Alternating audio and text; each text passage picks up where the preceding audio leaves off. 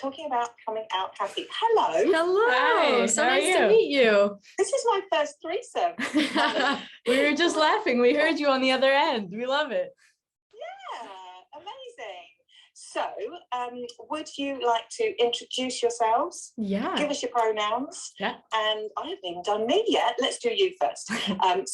We'll do your names, your pronouns, and what you do. Yeah, absolutely. Well, I'm Keely. My pronouns are she, her, and I'm the co-founder of Coming Out Happy, which is a queer mental wellness platform with education, healthy relationship, coaching, and so many more things that I'm sure we'll get into today.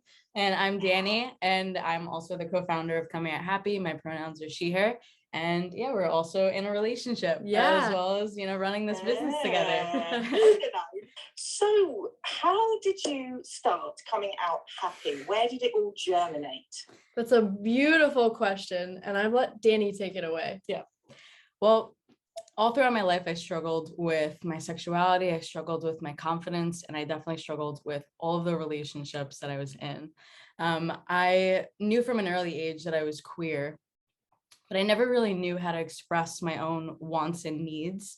And so over time, there was a point in me where I decided that my relationships were broken, that I wanted to feel confident in my identity, that I wanted to live a life that I was happy with. And I had went through so many years of just feeling like there would never be a way out, that I decided to create my own way out of feeling like this. And I knew there had to be a better way to live life, to experience relationships, because honestly, all I had seen was unhealthy relationships, was talking down on yourself, was just living a life that you just thought you had to live because that's what's expected of you. And I feel like so many people in the queer community also feel the same way. Yeah. And so a long time ago, I decided to write a book called Coming Out Happy, because I wanted to share the message that I had felt of taking back our own personal power, to know that we're not alone, to know that we deserve happiness, to know that we deserve to live a life where we can be whoever it is that we want to be authentically ourselves. And from writing that book, I created YouTube videos and just started promoting this message of happiness, authenticity, and love. And then from there, I decided to become a certified coach and create my company called Coming Out Happy. And that is what we have created today. It has been one of the most rewarding and incredible things that I've ever done in my life, was to give back to so many queer adults who have felt just like me, so alone, so confused in not even just their identity, but relationships, creating healthy relationships, because I don't think that's the norm in society. And do you want to kind of talk about your part? So Danny, started on this journey, and then we actually started a relationship. We met and we started dating, and I actually had never planned to do anything like this in my entire life. It was not in my sight or in a path that I had seen, but I knew that she was really, really passionate about this. And during COVID, I was asked to move to a different place in the US that I was just not so certain I want to move to, because it's very closed-minded still. And I had just started really embracing my queer identity, and I wanted to stay where I was in California here. And I remember specifically that day feeling like there was this pull or shift in me, because Danny had come to me during COVID, and she had actually, worked on the life coaching business and Coming Out Happy in the book and everything for a while. But when she moved, she wasn't working on it. So she took a break and she went back to a corporate job. But I remember that day that you came to me and you were like, I need to do something to help the community. I can't keep doing this. I have so much passion and purpose within me. And I was like, don't even worry. Like, I have my job. We'll be fine. We're going to figure this out. Really just supporting her dream. And I remember she started making pride masks during COVID so that people could still share their pride and maybe see someone that also was wearing a rainbow, and maybe connect with them and still have that community in some way, to know that people aren't alone. And I remember I helped her and I made a TikTok, and it got so many views, and we were selling thousands and thousands of masks and shipping them all over the world. It was the coolest thing that we had ever seen. Yeah, it was amazing. And it was like, wow, it was the first time we kind of came together as a unit. And it almost felt like just confirmation from the universe that, maybe there's some tie here. And then I'll never forget, because of that, she was able to quit her job. And she, it was the last day, and I came and saw you, and she was so nervous. All she had was the Coming Out Happy Instagram account. And I was like, well, I made a TikTok the first time with those masks. Let me see what I can do. I really didn't know what I was saying. I didn't know how to even really use TikTok. And I went on TikTok and I made a video saying, hey, my girlfriend, she is going to create something so beautiful for the LGBTQ plus community. Why don't you head on over and follow the Instagram account? She was still at work that day. And by the end of the day, I get this text from Danny, and she goes, what's going on? Look at the Instagram account. There was over 10,000 people that went and followed. 100,000 people had seen the video, and they were supporting. And, by that time she was launching a membership. And I think in 24 hours, she had over 300 people joining. So she didn't have all the resources she needed to do it by herself. And I felt like at the same time, where I was being asked to move to a different location, somewhere I didn't really want to be, that didn't feel aligned to me, there was also this part of me that felt really pulled to support and help. And I didn't know what I was doing in the beginning, but I learned, and I became certified in a lot of different healing modalities, non-traditional healing modalities. And I became really interested in this information, these tools, and some of the theories and stuff that we have been discovering more and more about to help queer people. And ever since, it's led us here, and we just kept growing and building together.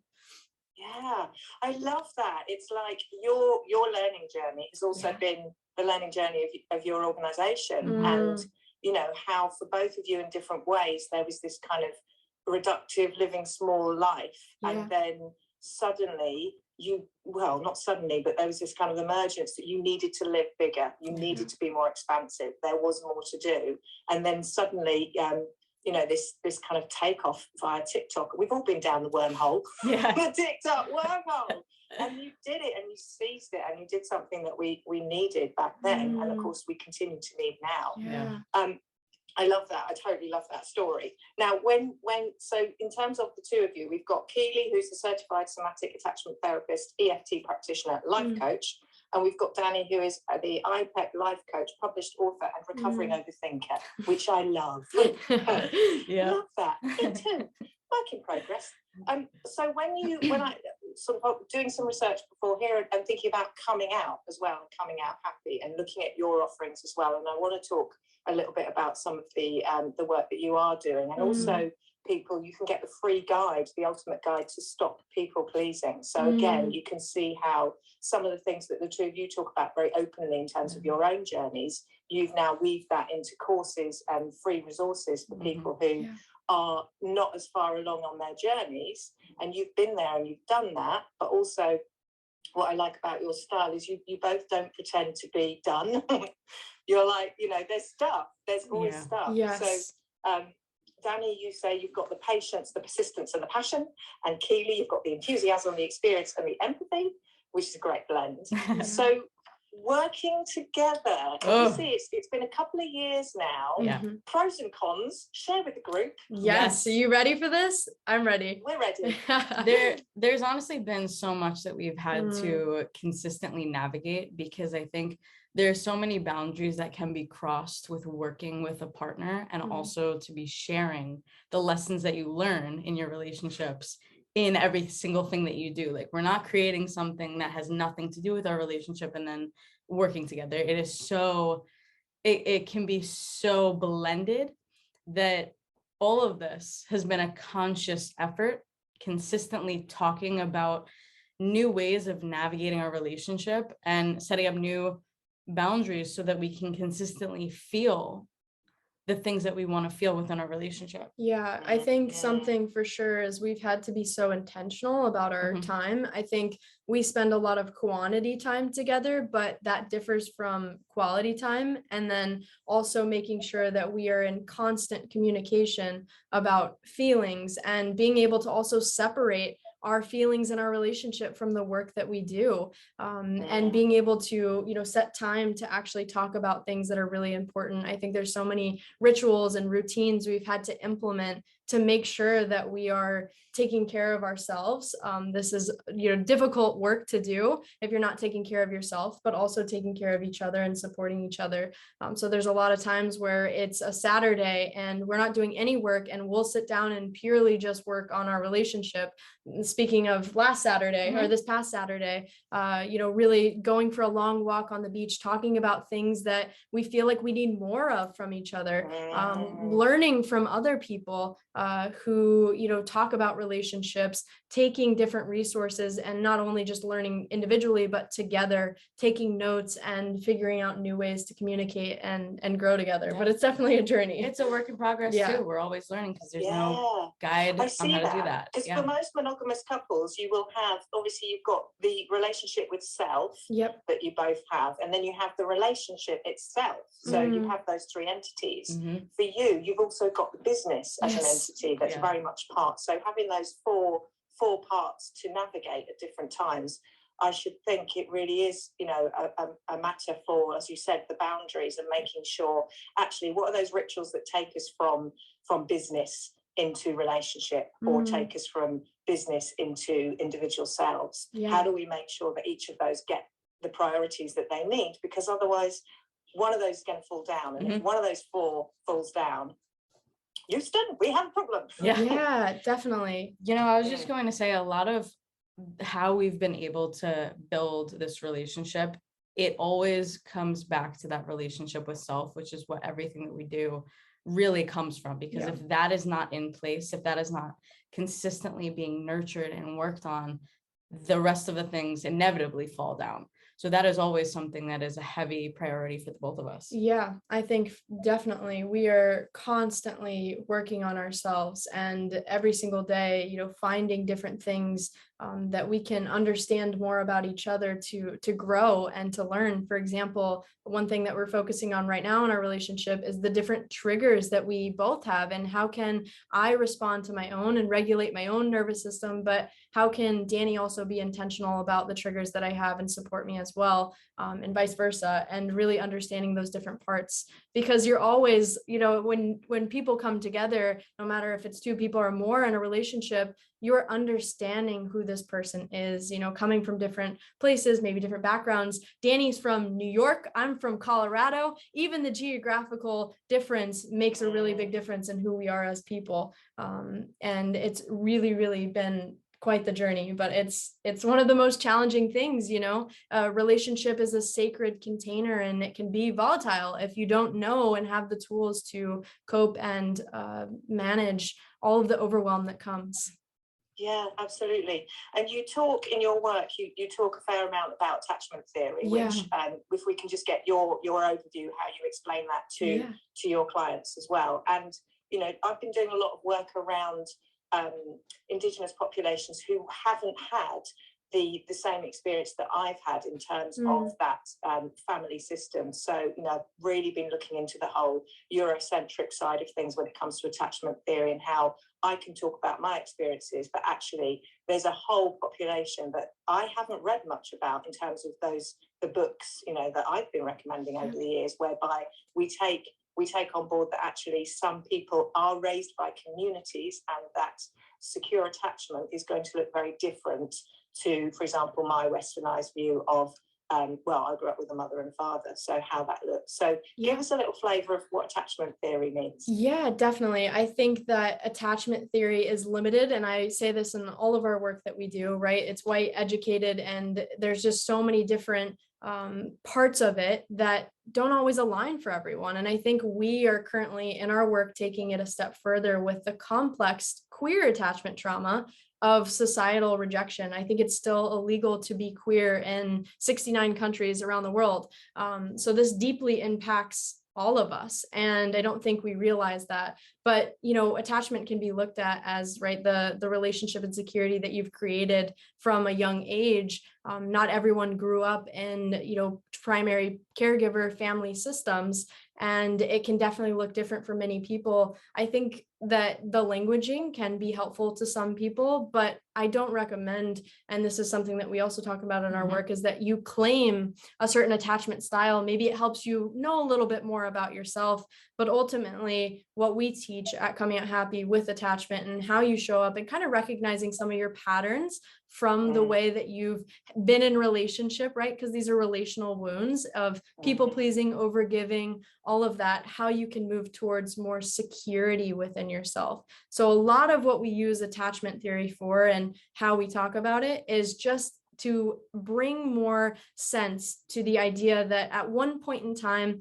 and a lot of it is because we're queer, we've disconnected from ourselves because the main message that we've received from a society is that we're wrong for who we are. So when you're trying to create a sense of self from a young age, that makes it really difficult and you move far away from who you are. And so a lot of what we do is how can you bring yourself back into your body and reconnect with yourself? And I think that is the most important thing. There's some languaging that can be really helpful, but again, I think it's a concept that's limited, especially for queer people. So I want to expand on the topic, and that's something I'm really interested in, is expanding on the topic of queer attachment trauma and how that shows up just from a larger scope of the world.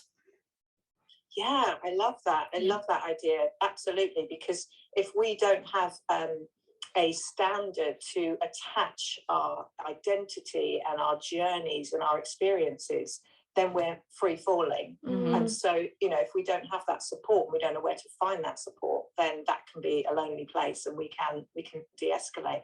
So I really like those ideas, making it specific and looking at qualities as opposed to, well, using it like guidelines, you know, like any of these models and ideas, kind of going, actually, some of this may be useful to you and some of it not. And also expanding it to other relationships, not just romantic relationships, work colleagues, family, friendships, etc. And realizing that attachment styles change. I mean, in the non-monogamy world, which I'm part of, I have different types of qualities coming out with different partners. And that's fascinating. It's not fixed. It really isn't. And I like what you're saying about the triggers and how actually, you know, if we start from a place of autonomy and we go back to, wow, that was overreaction. That wasn't quite exponential to what I was imagining when you said that, or you phrased it like that, or you mentioned that thing. Where did that come from? Let me get curious. Let me find out what the pattern is that needs rewriting, that needs a reframe, that yes, might need your support as well as I work through this. Ultimately, I take that responsibility, but I also take the responsibility to ask you if I need your help. And so we tell you, you know, we make this a partnership issue as opposed to, well, you're the one who always does and I'm the one who doesn't. So let's join with that. Otherwise, you have the good cop, bad cop, don't you? Yes, exactly. I think, you know, as you were mentioning before, let's get curious about what this is. A lot of the work that we do is centered around compassion for yourself. I think that many of us have been so hard on ourselves for so long, and that's the last thing that we need, right? Is to neglect ourselves even more. And so that languaging of teaching our clients how to look at these emotions with a curiosity, with a new love, with a new sense of, okay, well, I'm going to discover more about you and I'm here to recreate this relationship. I use this example all the time, right? If you've lost touch with an old friend and it's been a year or 2 years, you're probably not going to jump back in and be like, hey, you know what, let's pick up. Sometimes it's like that, but not all the time are we able to just kind of reconnect like that. And for so long, we've created this disconnection from ourselves. So how can we kind of allow ourselves to slowly let that barrier down and just get close enough to just touch a little bit more and uncover what these emotions are really meaning for us? Yeah, we've just got a comment there as well, actually, which is really interesting. It says, I think historic trauma has a massive impact on relationships and attachment styles. Just scrolling up to see if there are any comments that I might have missed earlier. Yeah, absolutely. Thank you for getting involved. If this is resonating with anyone, or you want to put your 2 pence in, then please do. I wanted, I lost my thread now.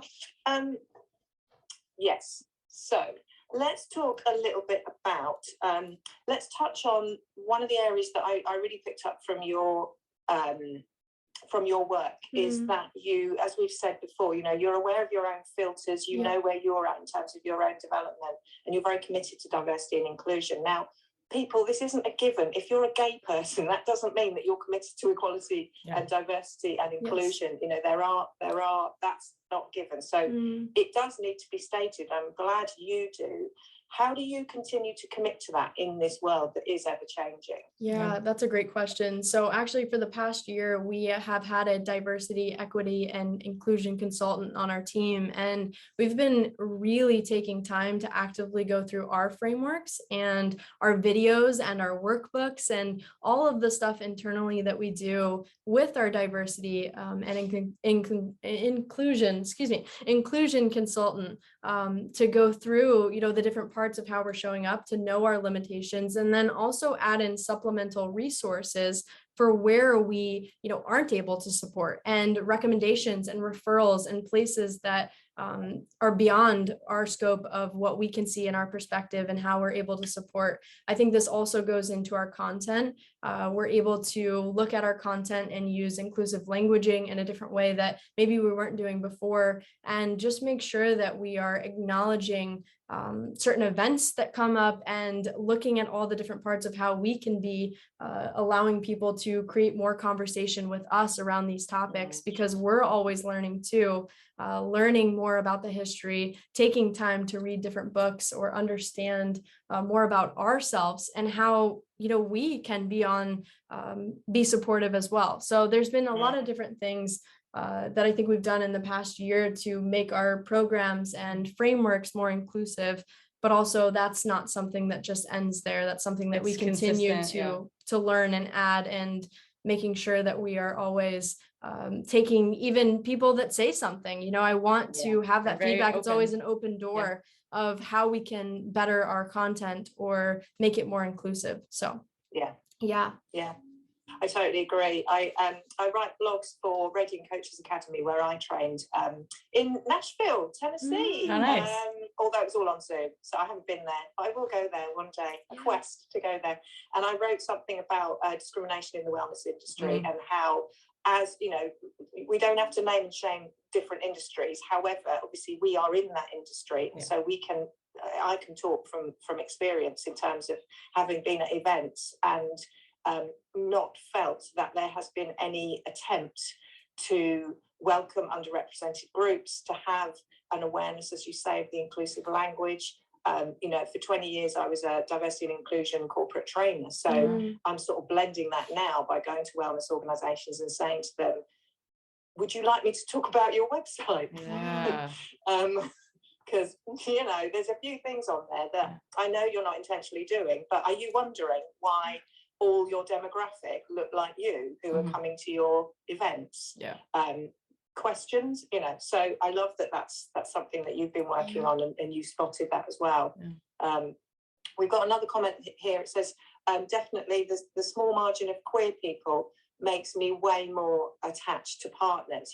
Can you speak to that at all? That's a really good point. Thank you for sharing that. That is something we see so often, right? It's that our community, and if you look at the statistics, it is smaller, you know, and that's something that we acknowledge in all of that. And I think one of the things that we talk about a lot is the chosen, right? The choosing versus chosen, right? It's like we want so badly to be chosen that we're willing to choose other people because of that. Who may not even be a good fit for us. Exactly. And this can be in friendships or romantic relationships. So everything is based on that fear or that need that hasn't really been acknowledged or worked on, which is ultimately what we've been working on, is helping people, queer people specifically, heal that so that they can calm their nervous system and not overly attach onto people just because they're afraid to be alone. That is the number one thing that we see constantly.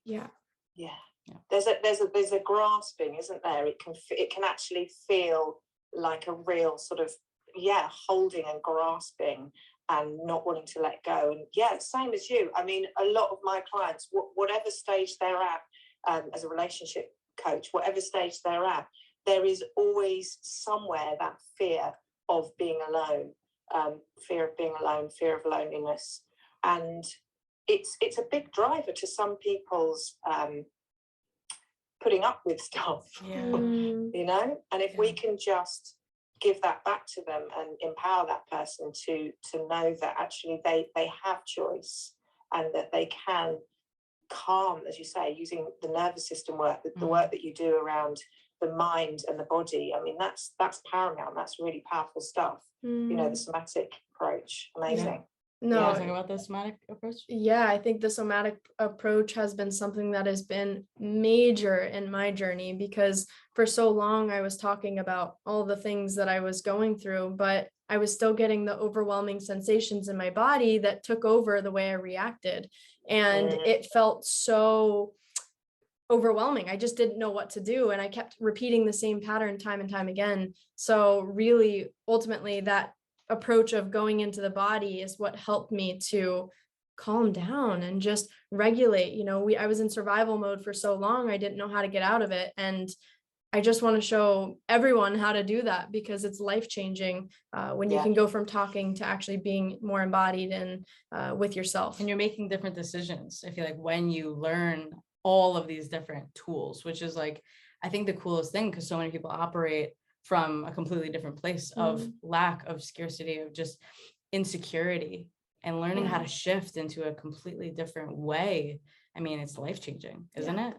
True. Yeah, true. And I love what you said earlier about the focus being on compassion as well. When I was doing homework, I was just thinking about the coming out thing, because it was 25 years ago, in the 1800s. So, and I wrote down, what did I need to know when I came out? And I've got 5 things here. One is, it'll be okay, because you are living your truth. The second was, there are thousands of people just like you. The third was, ask for help, you deserve it.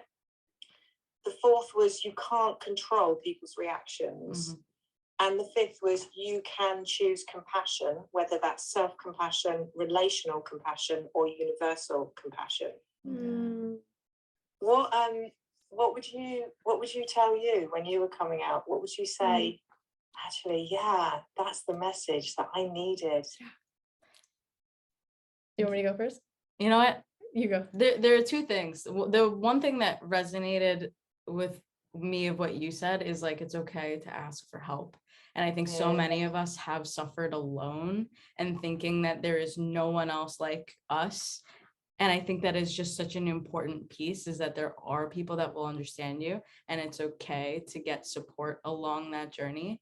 But then also, what I wish I knew back when I was struggling in my hardest times was that authenticity can look so many different ways also, because I think what it looks like to be openly queer can be scary and confusing, and just knowing that you can be whoever it is that you want to be is the coolest and most empowering thing that you can have. And I wish I knew that I was going to be this person today, because I thought it had to look a different way.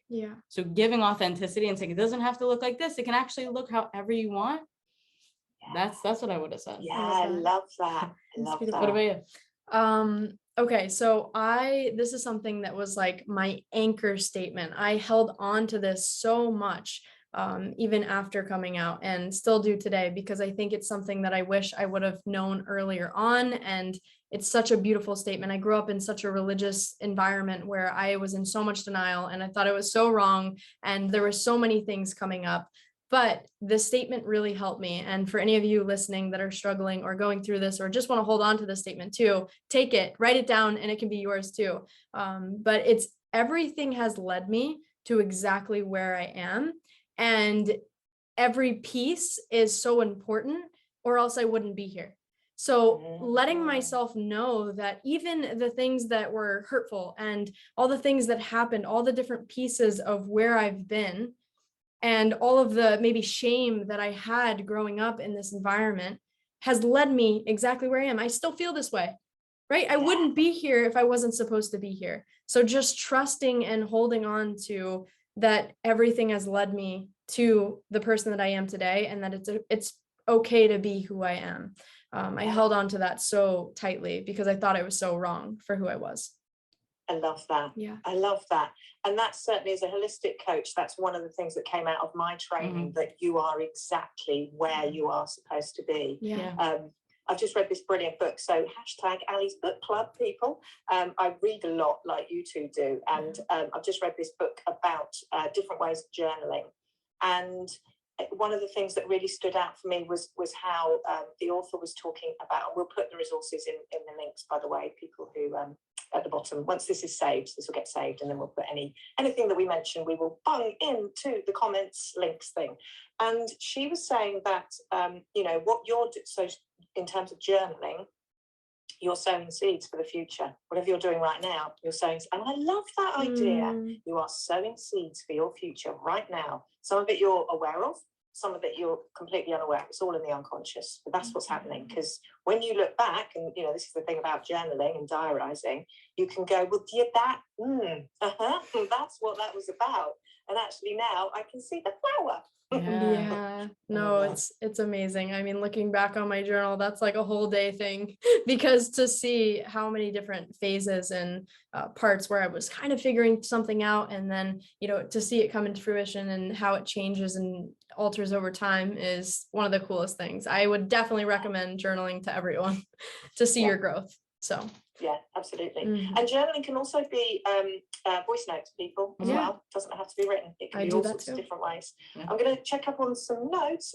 If you're curious about something, don't stop, because in real life, nobody can stop you to be more knowledgeable about yourself and coming out happy. Help me with that, and they help me. Oh, you got your fans in. That's beautiful. I love. Yeah, people, please do check out the. Do check out Coming Out Happy, and you look at the links. It will take you to the website, and on the website you can see some really beautiful case studies, some great videos of people talking about their experiences, and some written ideas, so some written reviews. So you cover it all. So there are different ways of being able to take in that information in terms of what can be useful, and we'll delve in a minute into your program. Somebody's saying, do you think that fear of being alone can be unconscious, or is it more of a conscious feeling? Ooh, nice one. I think for so long, for me, it was I didn't know that was really the root of why I kept jumping from relationship to relationship and staying with people that weren't really a good fit. I think the surface level thought for me was, I need them. Like, I need somebody. I didn't know the root of that I was afraid to be alone for a very long time. But I think once I learned that, it allowed me to have a different perspective around it. And I wanted to learn how I could be more comfortable being alone. And I don't think that any human needs to be alone for their whole life. And we talk about this a lot. I think one question will come up is, while I'm doing the work on myself, should I not be in a relationship? And I think so much of how we heal is in relationship. A lot of what Danny and I speak about, though, is just creating that foundation to know that you don't need someone if they were to walk away, or if they're not a good fit for you. Because I think that's ultimately where a lot of the issues come up, is that, again, like where we were saying, a lot of people just stay because they're afraid to be alone, instead of really checking in with themselves to feel if this feels like it's going somewhere, or if it's not. Absolutely. Yeah, that's so true. That's so true. And I would definitely say, some of it is conscious, some of it is unconscious. And the coaching part of me would say, what are the qualities that fear gives you? Sometimes fear gives us solitude, and sometimes that means that we are being given time to recalibrate and to take stock and to shut down a little, because the world is so busy, because our relationships have been so busy. So my point would be around, how would you like to use fear? Because as we know, it's going to take a heck of a lot of energy to push that fear away, because it's going to be there. It's going to be there. So do you want to repurpose it? What could that look like? Knowing the difference, and this is where your somatic work would come in, knowing the difference between, is that fear fight or flight or fawn? Is that something that is around safety? Is that a baseline safety? Is it something that is, you can take the foot off the pedal a little bit and actually sit with that in a different way when that fear comes in? So I guess it's sort of how that's the fear is showing up. Absolutely. It's important to investigate and kindly do so. Compassion and kindness. We've got another comment. many queer people looking for love that maybe they don't deserve because they're afraid to be alone. Yes, we've got more. This is really, we should come back and do some more chats about loneliness and single. In fact, tomorrow night I am doing a meetup chat about single, so people can check out Ali Hendry Coaching, and there will be a book list of stuff for people who are single or in fear and loneliness. It's interesting, we've gone down the path today, actually, because it's certainly something that's I'm going to be talking about. Thanks for discussing my point. I'm only striving for healthy relationships now. Yes. Love it. Yes. Yeah, building conscious relationships. Yes. Yeah. What a great list. Thank you very much. Thank you. Yeah, why don't you do your lists? You know, people, if you want to do what do you wish you had known when you came out, that might be a journaling prompt for you. If you don't want to do any writing, what about speaking to a trusted friend? You know, both of you can share. It doesn't have to be about coming out in terms of sexuality as well. What have you done that took you away from the identity you've been sold? Yes. So it doesn't have to be around queer, it could be around something else. Yeah, absolutely. That's something we talk about a lot, actually. How were you able to work through the religious trauma and to get to the other side to truly accept yourself? We have a question on that. That's been quite the journey. You know, I think that there's always going to be parts of me that recall how I grew up, and I'm constantly checking in with myself and seeing how I'm feeling. I guess I didn't realize how much of the religious aspect of me would show up in my relationships. And so that's something that I'm still navigating and working through in my relationships, of just even how, and I grew up, and for anyone who maybe can relate to this, I grew up Southern Baptist, and understanding the hierarchy of how the Bible talks about relationships and that aspect as well, and breaking it down for myself. I think there's a lot of unlearning that I've had to do, but the first part of what it was for me, when I think back to the very beginning, was just accepting that I didn't know better. And that was the biggest piece, is sitting with I only did the best with what I knew at the time, and giving myself that compassion of it's okay. And now you're in a new place, and whenever you feel ready to move forward, we can look at what that looks like for you. And so I allowed myself a lot of time to just feel disappointed, to feel betrayed, to feel all of the things that really showed up when I walked away from religion or when I came out, and that conditional love aspect. But allowing myself to kind of sit with those and then figure out what is the life that I do want to create, and how do I want to feel more connected to myself, and kind of reclaim that power that I feel was maybe taken from me when I walked away, and how that showed up. So it's definitely been a process. That's not something that we actually touch on too much in our work, because I feel like there's actually, we bring people in, as I mentioned before, and I'm sure you know, Ali, all of the work that we do, you know, we're constantly working on ourselves, and I think that's something I'm still working through myself, and touching on these different points. And I don't necessarily dive too deep into it because I still am working on it, but we bring in experts that are going through that as well, and have unpacked it a bit more. We actually have an expert next month in our Queer Happiness Collective membership. If any of you know Reverend Carla, and she'll be going through really breaking down how you can accept yourself in environments that maybe don't accept you.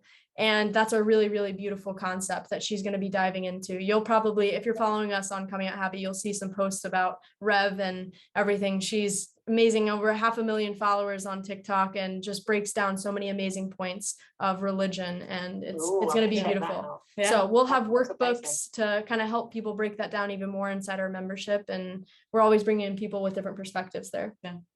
Yeah. And I love what you said earlier. You know, we always want the answer. And of course, as we know, the only thing we could be sure of is change. And there is no one answer, because you are changing moment to moment. And I love that you were talking about how, you know, going through these experiences and accepting that you did the best you could with the information you had right there. And also that there isn't one right way forward. So you were saying earlier about, you know, there can be healing in relationships. Absolutely. There also can be healing outside of relationships. And this kind of, you know, kind of misnomer that actually you have to be single for a certain amount of time before you join your next relationship, or you have to be a certain level of healed before you go into your next relationship. Well, people, mess up when they do that, and people mess up when they don't do that. So if you bring it back to you, then that's where, you know, we can start the work. And I wanted you to talk a little bit about your brilliant program. So you've got your Pride Method framework, which is around helping break unhealthy relationship patterns by healing attachment wounds and creating a secure relationship within. You've got your Pride Amplified program, your 6-week course. Tell us a little bit about what you're working on now. Yeah, absolutely. So our Pride Amplified program actually just changed into a course for the very first time. We feel like people should have access to this all the time, which has the Pride method in it that walks through all the different ways that you can start unlearning some of what doesn't fit and align with you anymore. And then we also give you the tools somatically to process these big emotions, these feelings, and really learn how to connect back to yourself. And the Pride method, I love to talk about it. The P stands for prioritizing that inner relationship with yourself. R is releasing the unrealistic expectations that have been put on you through religion, through family, society. The I is really identifying your feelings. You know, what are these feelings that are coming up for you? How can you actually learn a body scan, and how can you learn to identify some of the triggers and work with them and get control back in your life? The D is really going out and developing that relationship with yourself. What does it look like to do self-loving activities, to be, you know, ask yourself if a situation that you're in is self-loving to you, and really practice that. And then E is, what does it look like to explore that in healthy relationships with friendships, family, romantic partners, and really the full package of what, you know, our journey has been, uncovering all those different pieces. And that's in the Pride Amplified program. We also just added our scaled pricing, so to make it more inclusive, different parts. Which is just so beautiful. So you've got 3 levels. You get the same thing in all 3 levels. And there's no questions asked. What feels right for you? You know, this is that we know our own finances. So, you know, if you are able to offer that, then that's amazing that you can go in at the level that suits your financial situation right there and then. Just honesty, trust, and allowing people to choose what feels best for them. But no questions. It's worked for hundreds of queer adults, and we want this to be in everyone's hands that it can be in. So that's definitely something that we're really proud of. But also we have our Queer Happiness Collective membership, which is also a great addition to working in Pride Amplified. Absolutely. I think you learn so much in Pride Amplified, but also the other aspect of that is that we're healing in community, to know that you're not alone. We are building healthy relationships within the Queer Happiness Collective. Oh, it's beautiful. We just got off a live Q&A last week with our members that are currently in there, and just for them to come together and ask questions that they're all having, and to really feel like it's a sacred space to open up and to process some of what they're going through. And then also at the end to hop into breakout rooms and discuss even further with people that truly get them. I mean, there's amazing relationships being created, and not only in the learning aspect, but our team hosts a book club to go deeper into some of the queer literature that maybe hasn't been looked at. Hello. Yeah. That's great. So a lot of different aspects. Another thing I love about the Queer Happiness Collective is we have so many different resources in our content wellness library. And one of my favorite things in there that may be super helpful to some of you that struggle with internalized homophobia is we have a queer history workbook, and we go through so that you can learn more about the history of being queer and connect to stories and really work through maybe a lot of what's held you back from knowing your queerness in full and accepting yourself. So it is so beautiful. We're constantly meeting with new experts every single week and adding more to this program, and it's lovely. So it's not just us, it's more than just us, and it's community.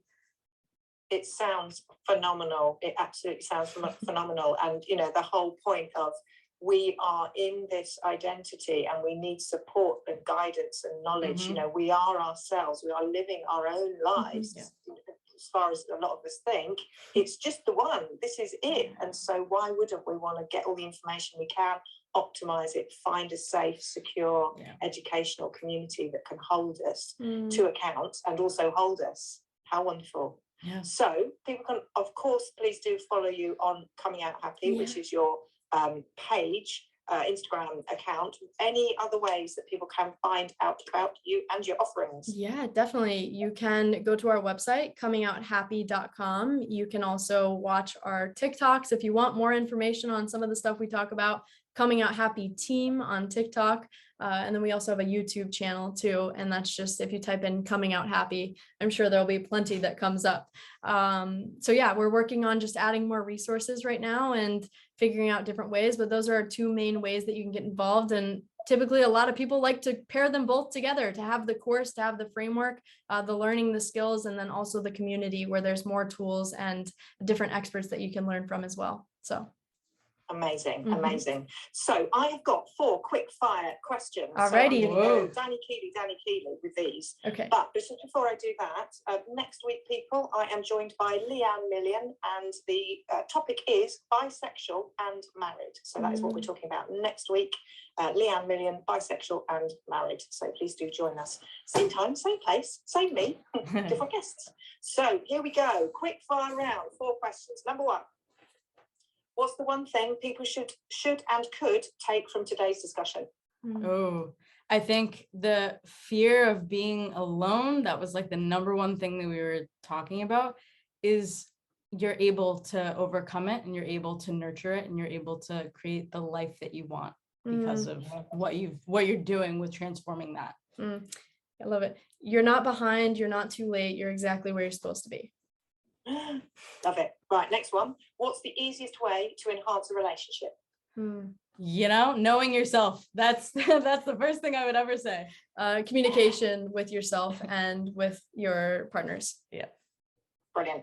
What advice would you give to your 18-year-old self? Be as confident as you want because no one cares as much as you think. Yes. You are going to love the person that you're becoming. Oh, and eyes open or closed when you kiss? Closed. Closed. Yeah. Is there a different answer? I haven't had an open one yet. We'll see what happens. Hey, to each their own, right? Whatever works. Yeah. You two have been an absolute dream. Thank you so much for coming into the relationship room. It's been so wonderful to get to know you. I've been following you for a very long time. So thank you for having us. We could actually program you coming in and talking about your offerings. And please come back in the future. We will. Absolutely. It's been great. Thank you so much. We appreciate you. Fabulous. Thank you. Thank you so much. And thank you to everybody who participated. It has been absolutely wonderful to have you here in space. Thank you for listening. Thank you for showing up. Thank you for your questions. And we will see you next week, wherever you are. Good morning, good afternoon, good evening, or good night. Take care all. Bye. Bye.